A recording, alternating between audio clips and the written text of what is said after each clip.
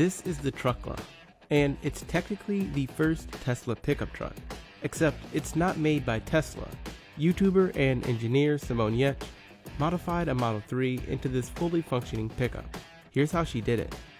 The inspiration behind Truckla was that I've made a personal promise to myself to try to avoid having a gas car. I've never owned a gas vehicle, and I really need a pickup truck for the type of work I'm doing. So I decided to make my own. Simone chose to build her custom pickup from a standard range Model 3, not just because it's the cheapest Tesla on the market. The Model 3 features a steel chassis, unlike the Model S and Model X that both use aluminum.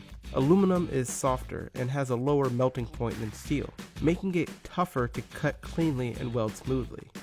So there was a lot of planning that went in before we even went to go and get the car. There was almost a year of looking at other pickup trucks. What parts of it do we like? What parts do we not like? And playing around with different sketches. Simone even recruited some of her engineer friends like YouTubers Laura Camp and Rich Rebuilds to help. Once they had a design in place and their measurements made, they were ready to begin.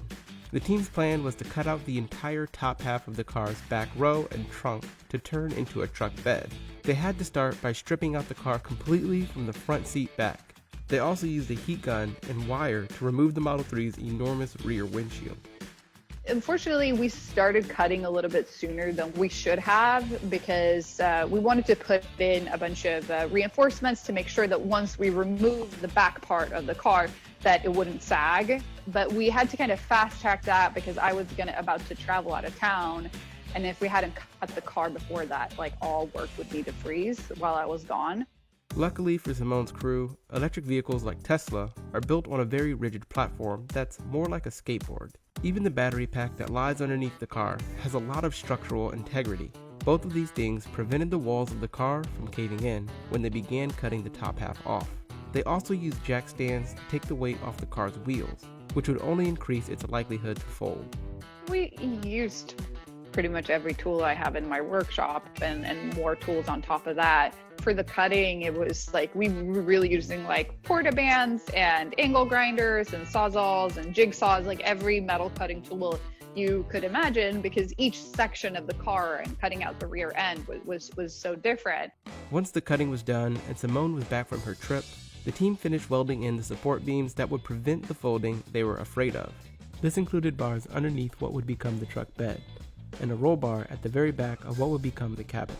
The bed was from my friend's wrecked Ford F-150, and it was really challenging to find a rear window that would work for Truckla because she's so much more narrow than a normal truck and smaller, and most of the rear windows are just way too big for her, but it ended up being from a Chevy Colorado.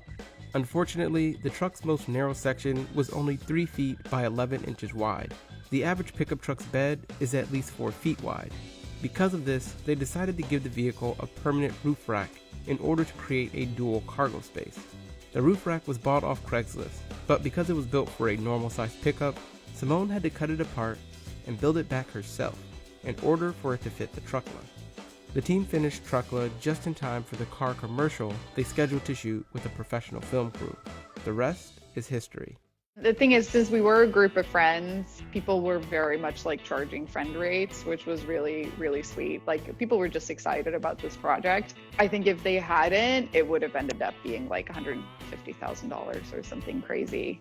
She is my daily driver. I use her on a regular basis, which is great and also a little bit annoying sometimes because driving her, you pretty much always have an audience. But I use her to haul lumber, definitely putting the truck parts of her to use.